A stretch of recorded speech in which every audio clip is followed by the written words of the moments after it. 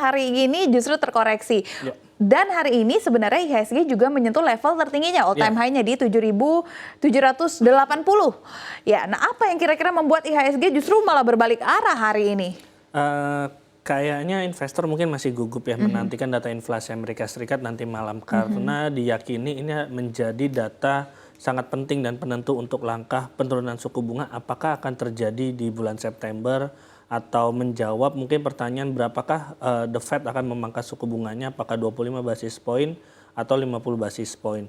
Saya rasa ini yang kemudian membuat investor mungkin sedikit wait and see walaupun memang sudah mencapai rekor intraday-nya dalam IHSG, di IHSG saya rasa masih ada ketidakpastian mengenai data-data. Selain inflasi juga besok ada data tenaga kerja, jobless claim Amerika Serikat itu juga yang sebenarnya bisa menjadi salah satu yang dicermati investor untuk memprediksi bagaimana kebijakan suku bunga The Fed selanjutnya. Karena impact-nya adalah ketika The Fed kemudian memutuskan menurunkan suku bunga, harapan investor adalah Bank Indonesia juga akan mengikuti sehingga perekonomian di Indonesia bisa lebih menggeliat lagi karena ketika suku bunga turun harapannya bunga kredit juga akan ikut turun sehingga baik itu korporasi maupun masyarakat untuk daya belinya untuk ekspansinya itu juga semakin ada powernya sehingga ini kemudian ekonomi Indonesia menjadi baik. Saya rasa itu yang kemudian membuat IHSG walaupun sempat mencapai rekor namun kembali ke zona merah walaupun penutupannya tipis ya sangat tipis. Masih wait and see menurut saya. Oke, tapi seberapa yakin kira-kira The Fed memang benar-benar akan melakukan cut rate apalagi kita juga masih akan menanti data pengangguran di pekan ini? Kalau keyakinan saya rasa probabilitasnya sangat tinggi ya.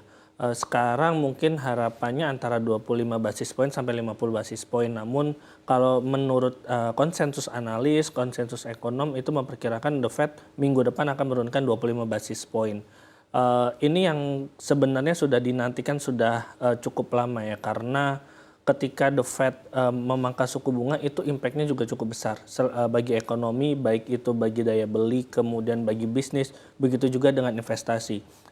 Kaitannya terutama dengan investasi bisa kita hubungkan dengan sektor teknologi kita karena sektor teknologi kita ini masih syarat dengan modal. Jadi syarat modal ketika suku bunga kredit itu turun biaya investasi menjadi murah. Harapannya ini kemudian investor-investor mulai bergairah lagi untuk injek modal ke sektor teknologi Indonesia yang secara potensi mungkin udah banyak rilis artikel maupun riset-riset atau survei bahwa ekonomi digital Indonesia ini sangat prospek ke depan. Di masa depan sangat prospek dengan 270 juta penduduk, dengan habit yang kita sudah mulai serba digital, prospeknya tinggi. Namun lag-nya adalah ada gap antara modal ini yang kemudian membuat sektor teknologi kita sebenarnya tiarap.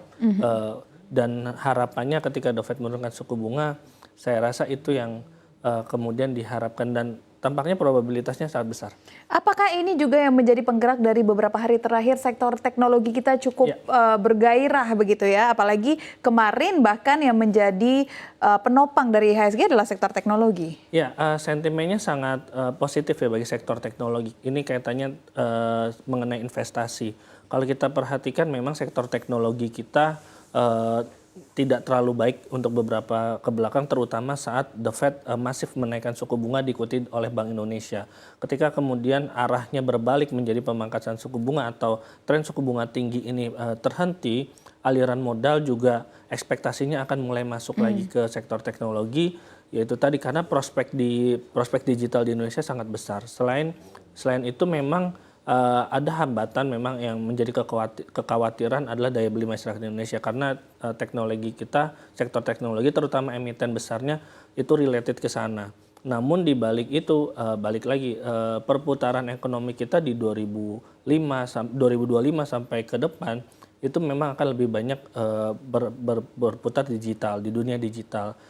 Kita lihat perbankan sekarang sudah mulai ada bank digital, sekarang kita transaksi apapun semuanya menggunakan digital. Nah ini yang dilihat sebagai prospek bagi Indonesia. Dan ketika kemudian prospeknya ada, namun modalnya nggak ada, ini yang membuat investor memandang pesimis sektor teknologi ini. Namun ketika ada harapan bahwa ketika suku bunga akan turun sehingga biaya investasi bisa menjadi lebih murah, harapan itu balik lagi ke sektor teknologi, dan ini saya rasa sudah mulai tercermin dari beberapa hari sektor teknologi yang menjadi leading untuk penguatan IHSG. Selain dari sektor teknologi, kira-kira sektor mana lagi nih yang akan terdampak impact yang cukup baik dengan adanya potensi cut rate dari The Fed?